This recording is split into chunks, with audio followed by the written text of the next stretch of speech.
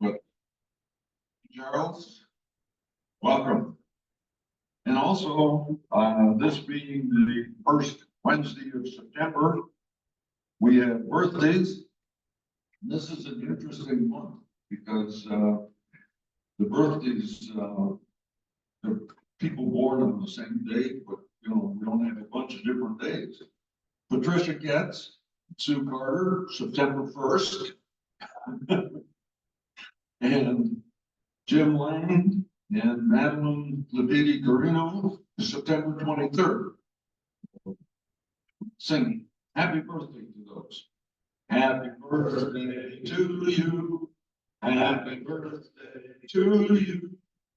Happy birthday, Rotary. Happy birthday to you.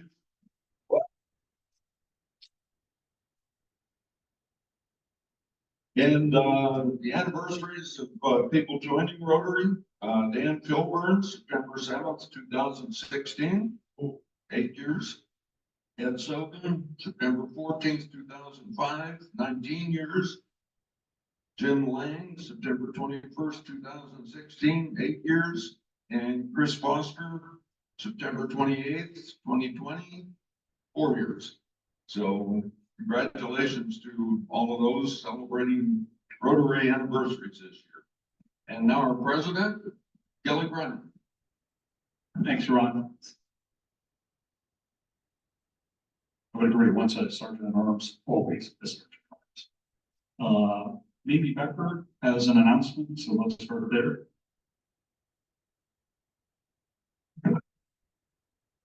I think this is live. What I would like to share with the community here is that on September the 12th, which is a week from tomorrow, at 6:30 at the public library in the community room, there's going to be a program sponsored by the League of Women Voters that will explain the content and the details behind the proposed issue 1 constitutional amendment that apparently 1 out of every 10 people in Ohio signed the petition for it to be on the ballot. And there's some misleading information, so that this is an attempt to clarify what the actual content is and how it moves the decision making for drawing district lines for anything political district in the state related to elected public office from the current system to one that is governed by a board of 15 people, 5 each Republican and Democrat and 5 independents. So there's a lot to that amendment, and it's confusing to people. So if you are interested, come 6:30 to the public library, and it will be a description of what's in the act. Thanks, Mimi. I want to take a moment to thank Terry Borman. Terry, I didn't want to take you away. Terry has and does take care of our donations that we do monthly. I know Marilyn puts them in the newsletter, and Find Day will now fund a lot of those obligations. But Terry actually does all the work. I mean, for all intents and purposes, she finds the organization in which we donate to. She really does all the traveling around, buying stuff and facilitating stuff. Everybody, we all do a lot, but sometimes we don't recognize folks that do a lot. So sometime today, give Terry a thank.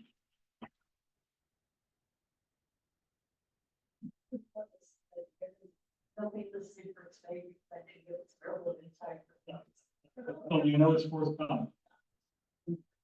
So we have a club meeting today after this meeting, foundation meeting next week, and an investment committee meeting the week following thereafter. So 4th, 11th, and 18th for those that need the calendars.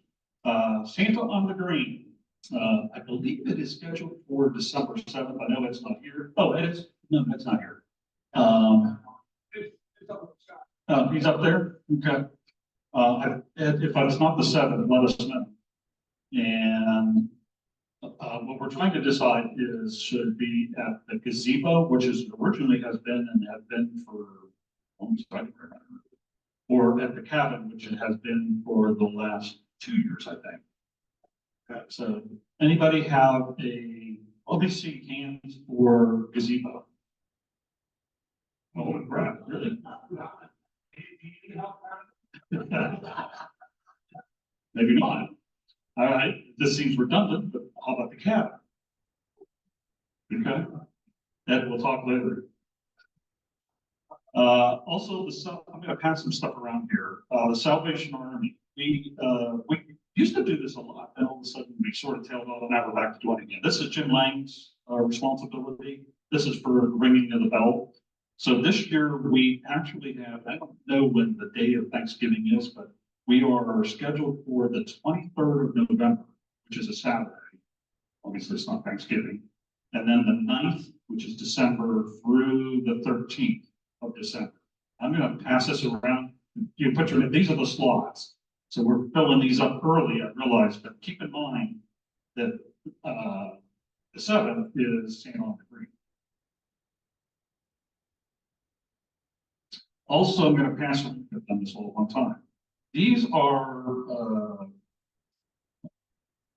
other Rotary clubs. I get a ton of emails, so I'm just going to pass this stuff around. They do things like we do, like beer garden, gala, things of that nature. They send it to me. I don't know if we can put this in a newsletter, if that's in rumpus, I'm not exactly sure, but get the word out. I mean, if I'm getting an email, I would mention everybody else is maybe likely also getting an email. But at any rate, one I do want to point out to you is on the 18th of September, the Clock Tower Club, Bob Drew will be speaking about his trip to Africa. So I know I'm going to go if anybody wants that. And then they also have Shane Baker is speaking on the 16th of October, and Summit County Sheriff is speaking on the 23rd of October. So, and then I'll pass these are events. Menor was one, and just pass them around. All right, with that, David, you want to introduce our guests?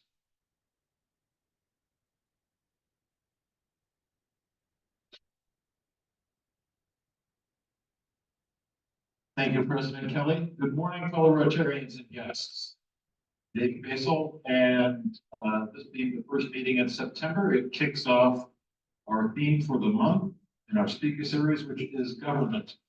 And today we are pleased and honored to welcome two candidates who are seeking to represent our district in the Ohio State House of Representatives. They are with us in person this morning. They will each have 5 minutes for prepared remarks. Following that, there will be an opportunity for questions from the audience here in the room, as well as those who are with us via Zoom. Candidates will have 2 minutes each to answer each question.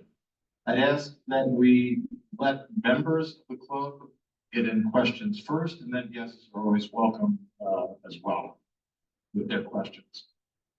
The first candidate from whom we will hear is Adam Bozick.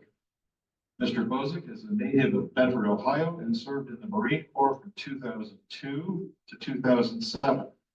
Earned a Bachelor of Science in Sports Studies and a Master's degree in Sports Science and Coaching from the University of Akron, 2010 and 2012, respectively.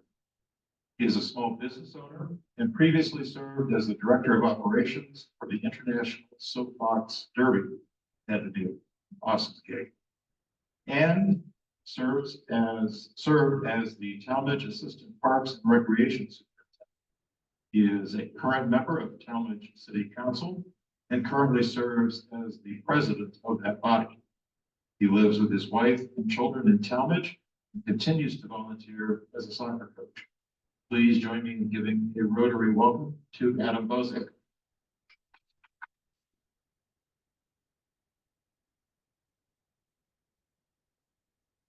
All right, thank you, David. Thank you to all of our guests this morning. And thank you for putting on this event. I appreciate the opportunity to come in to speak to everybody. thank you for the introduction. A lot of good reminders in there about my past and things that I've done. So, and yes, the Soapbox Derby was a fantastic organization to work with. I actually raced as a young man, went to the World Championships and finished second, just that close to winning. But so it was a great experience. We are very fortunate in Northeast Ohio to have the Hill here at Derby Downs in that organization. So, but a little bit about me. So, as you heard, I sit on Towner City Council. Prior to that, I was at the City of Talmadge Parks and Recreation Department, as mentioned. When you work in a city government and you work within the parks system, you tend to see ins and outs of the city and things that we do well, things we don't do well. And it really drove me to decide to run for city council. When you run for a city office, you work for that city, you can't do that. So I had to resign from my position. And having to kind of explain that to your spouse on why you want to resign from a full-time job with benefits is sometimes difficult to do. It is difficult to do. So luckily for me, I had a good opportunity to purchase and start up my company that I do now, which is a commercial cleaning company. We do all kinds of floor cleaning, so all my military experience of field days and whatnot are coming back into play for stripping and waxing floors. As Derek Dodson said, he knows exactly what I'm talking about. So with that company, we service mostly commercial businesses and we do floor installations as well. So I have a very good experience of and background within the government area, but then also within the trades. Getting to see all these different businesses that we support commercially has been a good experience because you get to see and hear the ins and outs of businesses that things that are working well for them, things that aren't working well for them, and things that they'd like to see. So as my experience goes from city council to my business, I'm really very much conscious of how I can make an impact for that business, how I can make an impact for that community, my community, which is really what drove me to run for the Ohio House. Being able to service a larger group of larger community, I would love to be able to do that. That's kind of always been my background, being that I served in the Marine Corps. It's very much a service-minded mindset is my background. That's what I love to do. I love to talk to my community members and find ways that can provide better services to them or to kind of just make their life easier. And if we can do that as a city council, we can do that as a community. We should definitely do it. So, thank you.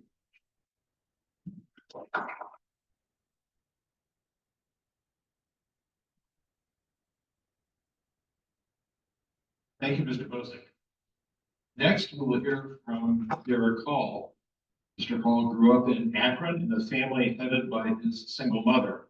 He graduated from North High School and went on to attend the University of Akron, the Ohio State University, and Harvard University. He served as a Judge Advocate General, JAG officer in the U.S. Army Reserve. He has worked for Fortune 500 companies in the healthcare space, utilizing his MBA, law, and pharmacy degrees, and serves on various nonprofit boards. He lives with his wife and 2 young daughters in West Akron, and recently completed service on the Akron School Board, where he served as vice president for 2 years and as president for 1 year. Please join in giving a Rotary welcome to Derek Hall.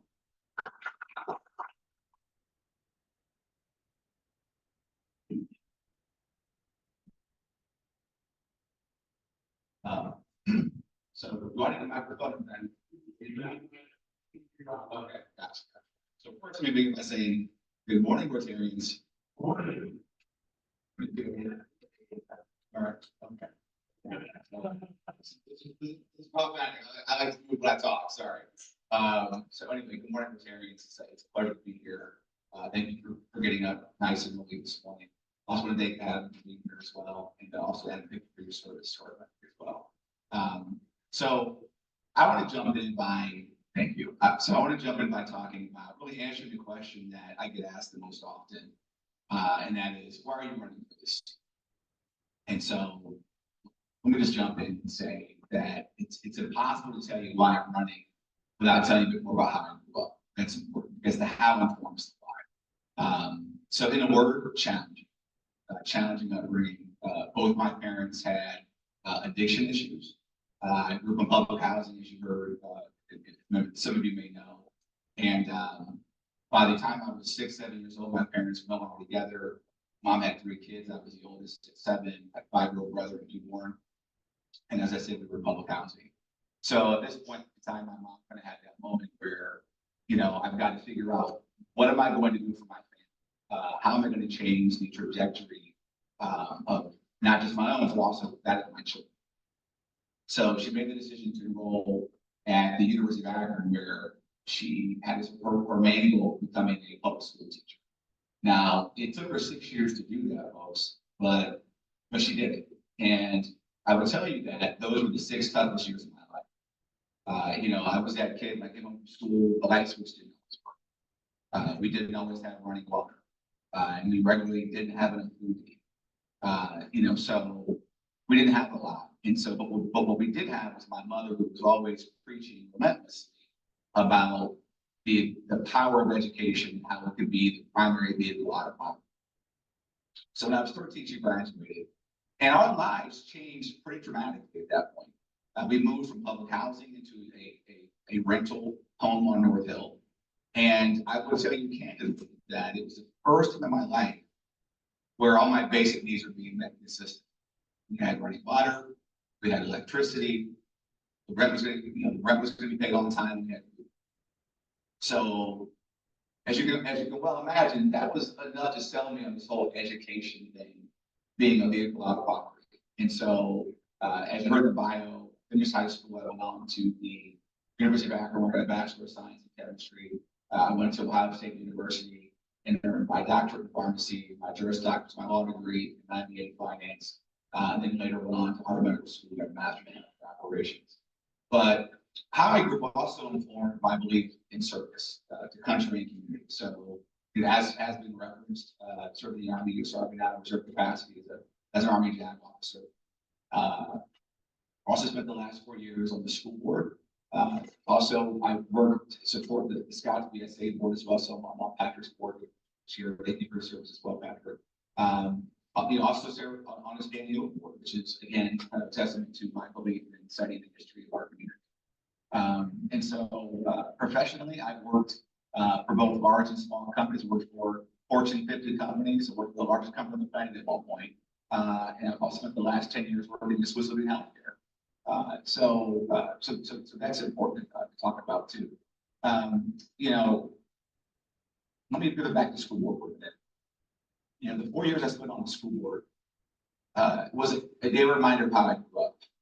We're 100% free school lunch district.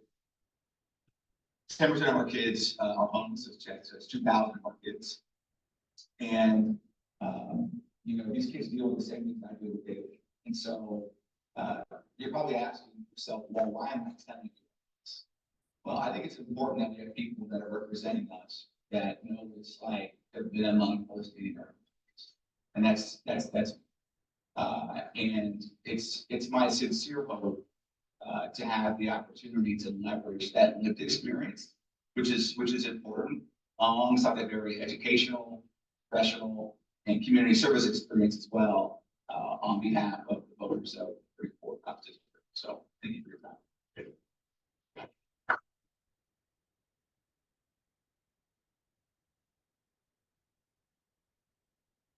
Thank you, Mr. Hall and Mr. Bosick. The candidates will be seated on the stage. We are now going to have an opportunity to ask questions.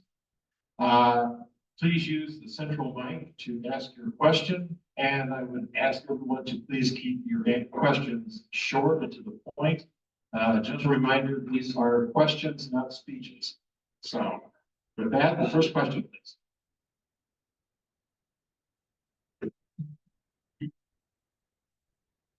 This is not a speech.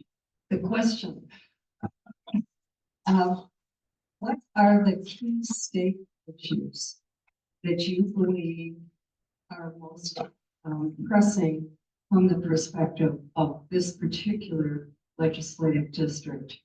And how, what do you bring with you to deal with those? Well, I think if I had to rank order this, I would say it's important that we continue to protect women's reproductive freedom. I know some of you may say, well, we passed issue 1 a year ago.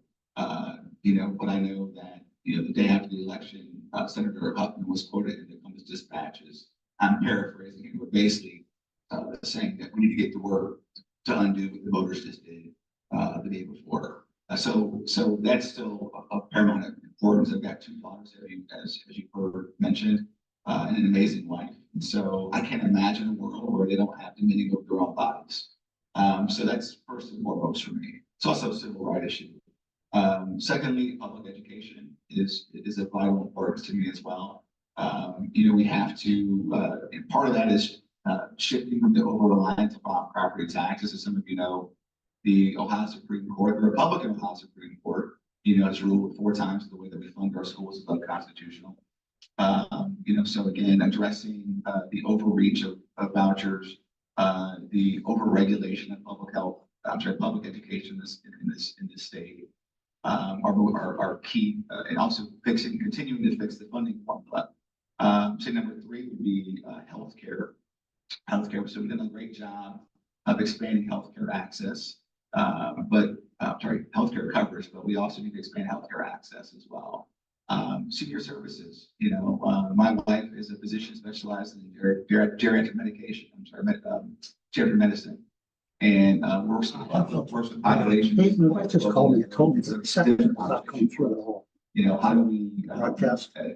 Is that something you can control? the overreach of property Like, they taxes say it's over very complicated and not very how do clear. we continue That's what to she said. additional services in our community for us. I'm not there to see it. It's always like, this are great, but I know that a lot of families, a lot of seniors will love to stay in their homes longer. So, thank you. Can you bring it up on the phone and see if it's, Take it, Bridget. how would you do it? So. I do not know. Answer the question. I think I'm gonna about. try to turn this up. that, I don't know what that would do though. It's crazy. Within this, so, in knowing how my business operates, and again, getting the experience of other businesses in the area, I think one of the key things that is a challenge within all of the state of Ohio is workforce. Having a workforce that is trained, that is eager and ready to get to work.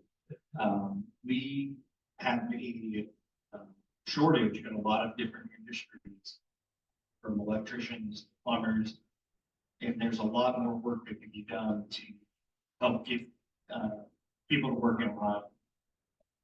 So that's one main Can you area. tell from there whether you can receive it? This is their website.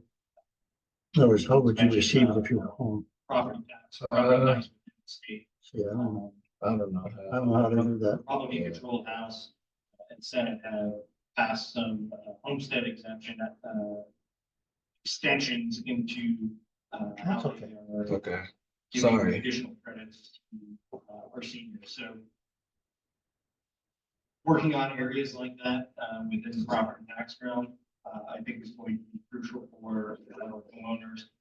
That's probably one of the 2 main things that I hear are overtaxing and having a workforce that is trained and ready to get to work. I think if we can address those 2 issues to start out with, I think we are going to continue to strive as Ohioans, very resilient people, and we are going to continue to push forward as we move forward in Ohio. Having that workforce is going to be crucial for us. Thank you.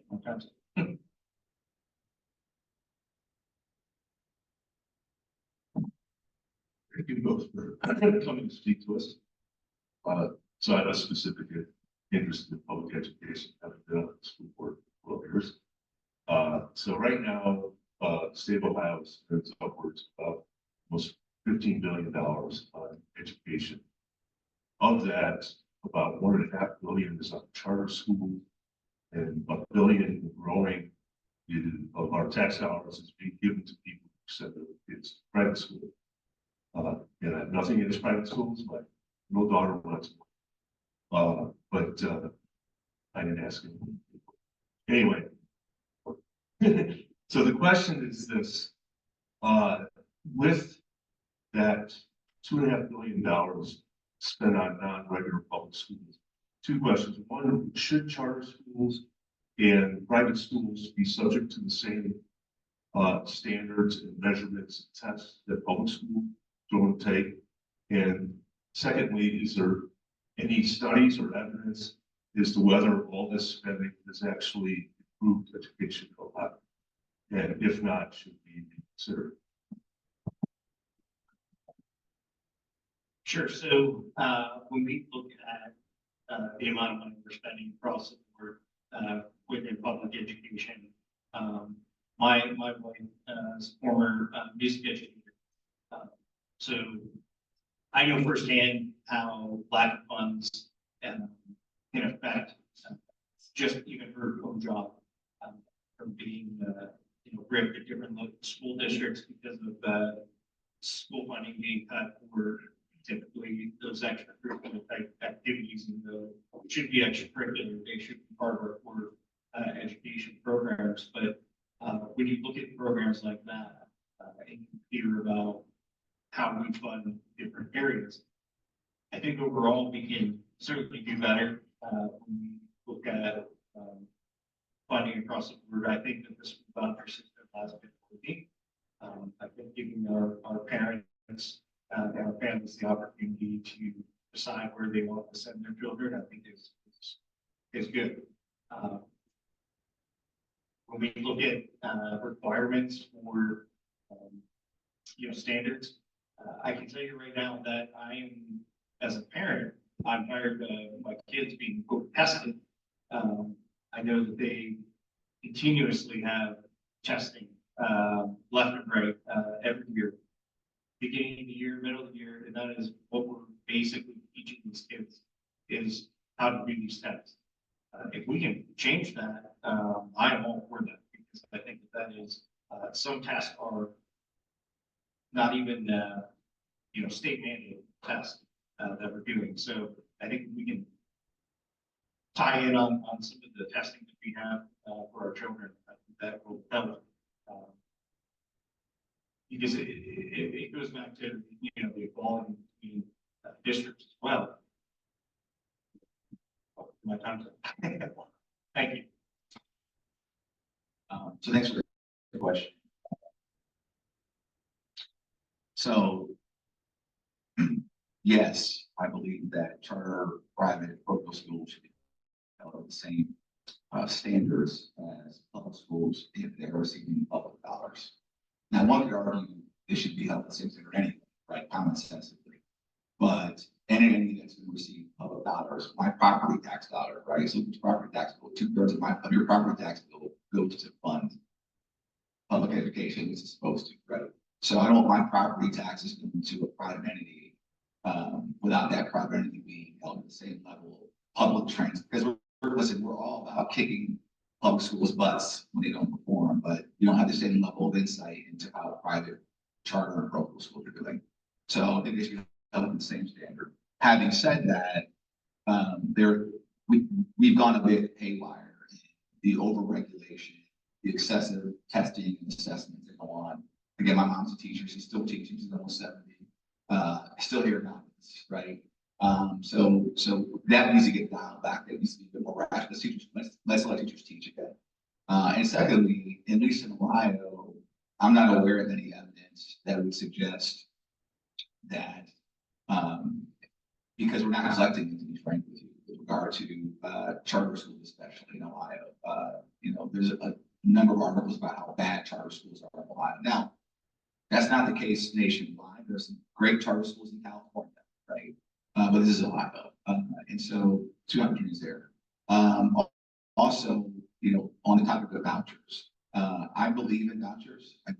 I believe that parents should have choice of where their kids go. I just don't think that public dollars funding vouchers should do that. If you want to send your kid to private school, great. That's your choice. I'm all about school choice. Be very clear about that. I'm all about school choice. Pay where you want to go, but sending public taxpayer dollars with a lack of accountability, I'm not for it.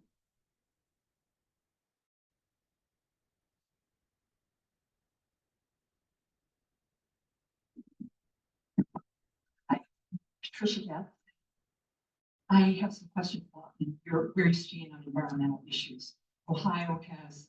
Yeah, I don't know any questions from the numbers here. records for this. We have So the lowest. if they want to ask a question. Lowest for the chat. renewable energy, that different municipalities have, but Yeah. you know, And then, just give your general view of what Ohio should do. we can ask to for using. improve the environmental. Okay. Wow, that's a fantastic So what should I question. So let's say that's a question. So in 2 minutes or less. Okay. I can, I'll just stick. So, the basic little- I think first and foremost, Ohio as a state Okay. needs to. So if they ask a question, I'll just ask it, or- Yeah, Supporting, okay. renewable energy. Because he may not see it. sources, Whether it be, Okay. solar, wind, I know there's quite a bit of solar, folks are Hudson, see, drive around, see a lot of solar panels. Ohio, from a regulatory standpoint, has been fairly unfriendly, as an environment with regard to renewable energy. And I think that's a mistake, because that revolution is coming whether we're for it or not. And we can either be, and Dave said you could either be market driving or market driven. And I think that Ohio has an opportunity to be market driving in the renewable energy space, again, with wind and solar. That's sort of the first part about it. So the first part. I think secondarily, alongside that is, reworking the regulatory framework. So there are sort of tax credits and tax incentives for businesses, both large and small, and extending that more so than it already is into the residential space for folks that want to invest in that. Also from a utility standpoint, if you're using solar power now and you're saving energy, if you will. Oh, so you can open the chat. Just The move it over credits to that the- prove from that, you don't actually have to keep those credits. Oh, no, just open it. So go ahead. So I think that's something that needs to change too, make it more granular. I think also, He said he can hear us from a position standpoint, not one is in favor of fracking or, drilling, if you will, on public land. We haven't reached the point where we need to. And that's a more of a global national security question. Close that. But yeah, so those, so to recap, essentially, I think that Ohio needs to be more forward-thinking about energy. Thank you, and for your question. So again, my background seeing that I was in Parks and Recreation in the city of Talmadge. I very much have a passion for our environment, for just nature in and of itself. So when we look at energy sources in Ohio, one of the key things that we need to address is our electric use on our grid. So when there's actually some apps out there that will show you the exact amount of usage that not necessarily Ohio, but Ohio, Pennsylvania, New Jersey, that we're pulling, we're having to use based on how much energy we're actually using. So when you look at that and you look at the peak hours and things like that, there are many times that we are in shortages. So we have to develop ways that are going to address our shortages. So whether that be from the use of coal, the use of wind, solar, whatever those areas are, I think that we could expand our different capabilities. And not only that, but it just makes sense for Ohio from a security standpoint. All of that.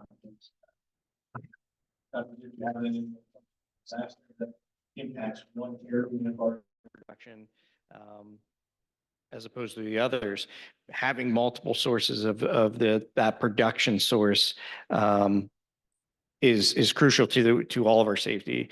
If you end up with, our grid being out, for whatever reason, it impacts us all.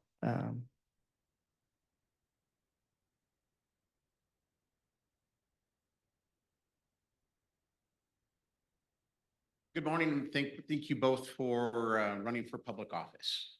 It's certainly not something that a lot of people aspire to. So, first question on related story this morning. In order to keep home values affordable for the average American family, we need to build 10 million homes over the next decade. What can the state of Ohio do to make homes, especially entry-level homes, more affordable? They said the sound improved dramatically. I think it was that So, chord. Good question. I know from the floor installation is my side of the business. The cost of everything right now is extremely high. So if we can focus in on one, how we can lower the cost of production for some of these building materials, I think that will play a good impact on being able to develop those homes. That sounds like a very large number, 10 billion, and I'm sure it's accurate. How do we best do that? I think one of it is driving down the cost. The cost of production of these homes is what's driving the cost of these homes up. It's no longer affordable for a young family to be able to purchase a new home. It's just not possible. If we can address that situation, cost, but then if we can also increase our wages, if we can find ways to do that, whether it be through lowering our taxes or providing businesses with, credits of some sort for hiring new employees, things like that, that's all going to play an impact on having maybe not affordable homing, but it'll certainly make it more affordable than it has been, because you're going to have more expendable income and you're going to not have to spend so much on a home because the cost of it's going to be lower. I think that those are two areas that we can make an impact in. The third impact is through the property tax. Through the homestead exemption, right now we get great opportunities for seniors and veterans. I think, and speaking with a lot of my colleagues that are either in the state house or hoping to aspire to be in the state house, that is on our agenda right now. It's on our radar to address the homestead exemption for the rest of the population and find ways to expand that.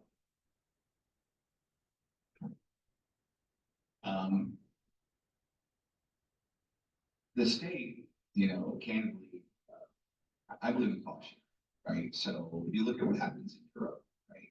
The government goes in, they build housing, and then the folks who that then move into it, they're basically renting to own, right? So a portion of every month's rent goes towards them actually owning the property. I think that's a start, right? I think Ohio, and we've had record budget surpluses the last couple of years. So we've had the monies, $700 million last year, that we could have got started on something like that. But it needs to be graded though, right? I mean, so, because you have communities who don't want public housing in their community, right? So most suburbs, talking about putting in more public housing there, people protest in the streets in some of the suburbs.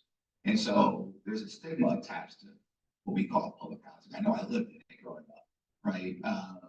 And so that's where I'm saying there has to be a solution that looks at multiple income levels, right? So the low income level you have, I guess, more traditional public housing, right? But even those folks be paying a certain part of their subsidized rent be going towards owning the property. We all know it's common sense. People take care of the property better when they have skin in the game, right?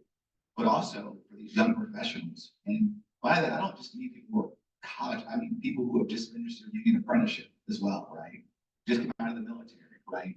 should be great for the state. Says, okay, listen, your income level is 50,000 a year. We'll provide, we'll fund the housing, and your buy-in is this. So they get multiple layers of buy-in for people of multiple income levels, and that's something that helps to, defray the overall stigma attached to public housing, and allows us to sort of redefine what it looks like. I think the state has a very real responsibility to invest meaningfully in that. So that's the first thing I would probably tell you. Thank you.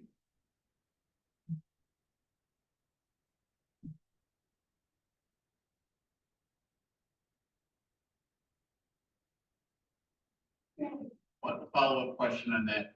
How do we change the stigma of kids going into skilled trades opportunities and versus the college you must go to college, you must get a 4-year college? Yeah, so great question.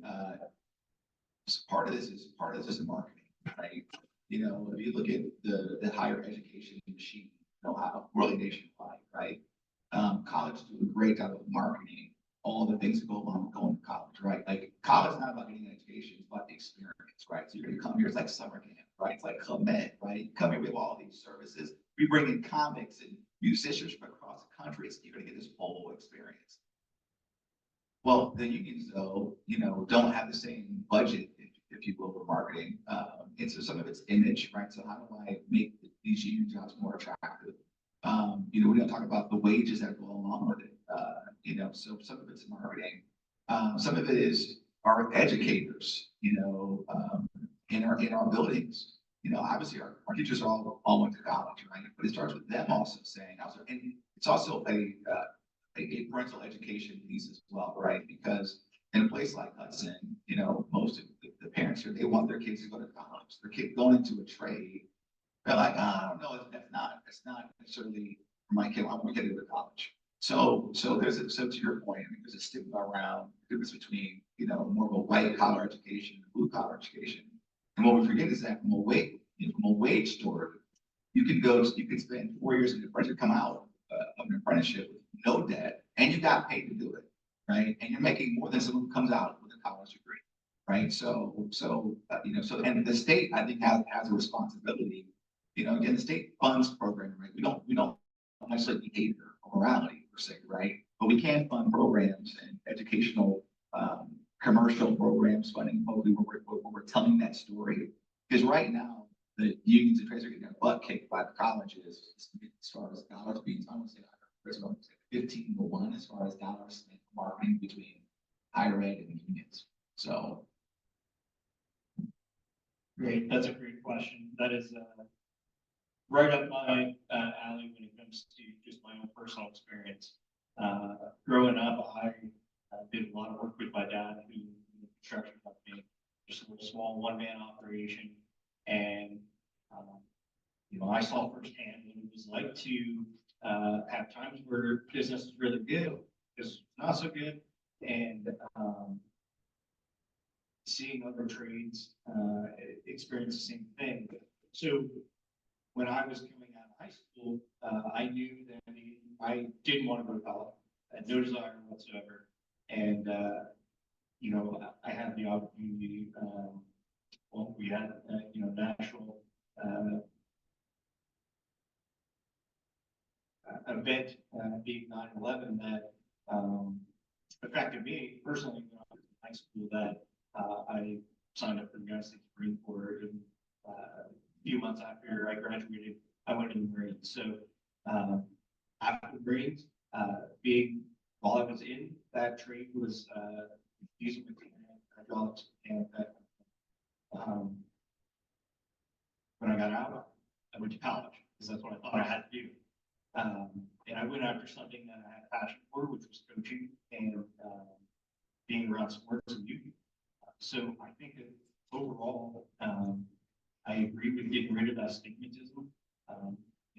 Now look at me, I'm back in a trade. So I am basically a poster child of what it means to think it's okay to go to college and hope that you get a career in that area, but then maybe you don't, or you do, and then decide that the trade is not as bad as it has been stigmatism. So the other side of it is getting into these high schools and making sure that we have the wood shop, the metal shop, automotive courses, electricians, plumbing, all those different courses that are available.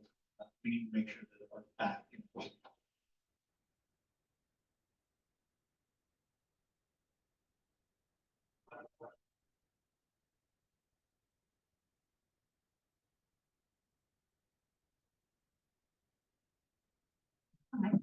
I'm also a physician and have a lot of concerns about our healthcare system in Ohio. What are your thoughts about what could be changed or what could be improved? All right, very open-ended. All right. So for me, I think obviously this is more of a national level type issue. But for me, I go to the VA for all of my healthcare needs. So my perspective is a little bit different, but my family's obviously these positions outside of that. I think the biggest thing that families are experiencing, not so much the quality of care you're getting, it's the cost. The cost of having the insurance, having the high premiums, whatnot. That's real life. That affects their day-to-day lives because they can't afford it. They're not going to get the quality, or they're not going to go after the care because they just which affects many things because now because of the delayed preventative care that they should be getting, it's now ballooned into major treatment. So it does affect all of us in the long run because that cost is increased for them and across the board. I think as the state goes, I think finding ways to better offer those programs, or I should say insurance. Not saying it should be government run, but it should be affordable for all families. I think that is the key takeaway of this is that if the cost is high, they just won't get prepared. And that's a problem. And it's like that for many other topics, but specifically in healthcare, that is an issue. And one thing that I should have said earlier, I'm not an expert in healthcare by any means, and I'm not an expert in a lot of different things. But one thing I am good at is listening, good at listening to what our constituents are saying, and good at listening to our experts within the field and taking that input and putting it into action. Thank you for the question. So by category, Ohio's single biggest expenditure budget is healthcare by category, by a fairly broad margin. And so we had, so how we address it at the state level, there's a couple of, so I work in healthcare, so most of my career, I wish I had an hour to answer this question as opposed to 90 seconds. But I can tell you that, some of the issues that we face in broad brushstrokes are, so we've done a good job, like I said earlier, of expanding healthcare coverage, but access is still deplorable, right? So we have a lot of folks, Medicaid patients, some Medicare patients as well, that you have physicians who won't see you because you have government sponsored healthcare, right? So you're Medicaid or Medicare. And when you analyze why that happens, it's because of what they see as a low reimbursement. That is to say, the cost to provide the service to you is higher than the reimbursement for providing the service. And I'll say that again, the cost of providing the service to you exceeds their reimbursements, which means they lose money on on patients that come in, right? So that certainly has an impact on docs who won't see Medicaid or Medicare patients or limit the number of Medicaid and Medicare patients they see. So if elected to state representative, I'm getting ahead of myself here. One of the things that I would prioritize is passing legislation that would start to close the reimbursement gap between Medicaid and the average commercial rate. Ideally, and also looking at because again that gap between Medicaid and commercial rate is significant. And so that's a big, that thing I want to point out here too is the Medicare fee schedule. So it's not just what they're paying for, but in some cases, the materials that Medicaid and Medicare want you to use to address a person's medical issue are materials that docs no longer carry in their offices, right? So you see the Medicaid and Medicare fee schedule that is woefully antiquated as well. So those are just a couple of different things I would say to get started.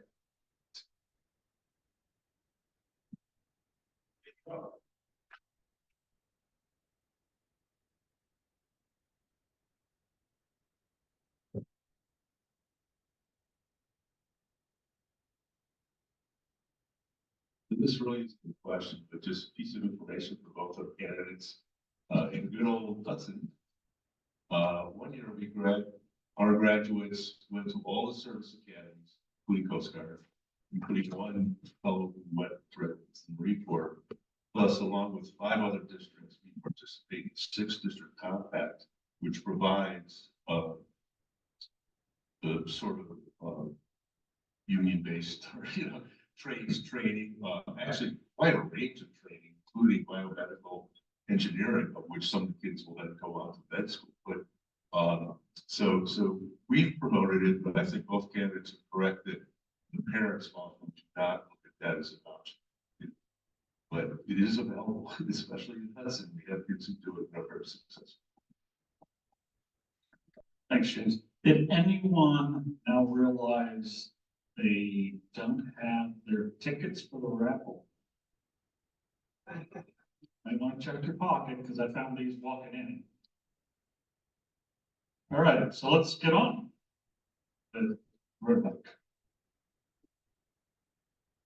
So if I could have somebody, one of you gentlemen, pick it. That's good. Yeah, you did it.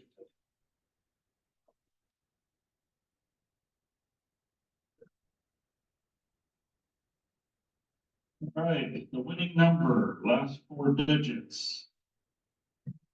2340. It is. It is. There are 2. Are they yours? I'll change their yours. Okay, come on up. I trust you. What are the odds, guys? So the winning $7, the jackpot 337.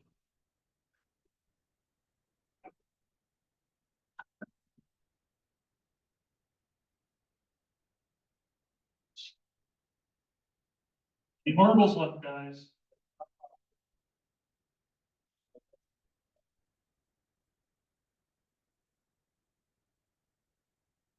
All right.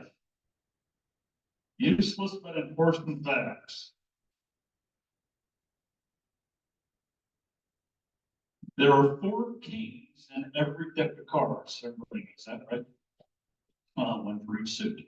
And while they all look alike, the King of Hearts is the only royal fellow without a mustache. And he's actually referred to, as I've heard this, he's referred to the Suicide King because he's holding the sword and it kind of looks like it's going through his head. And oddly enough, the reason that he actually originally did have a mustache, there was a redesign that was done probably almost 100 years ago, and they inadvertently left it on. So they've kept the cards that way ever since. So there's 1 king in every deck, King of Hearts, no mustache. Now you're better informed. Everybody have a great day. There's a meeting right after in the other room up here. Have a great day.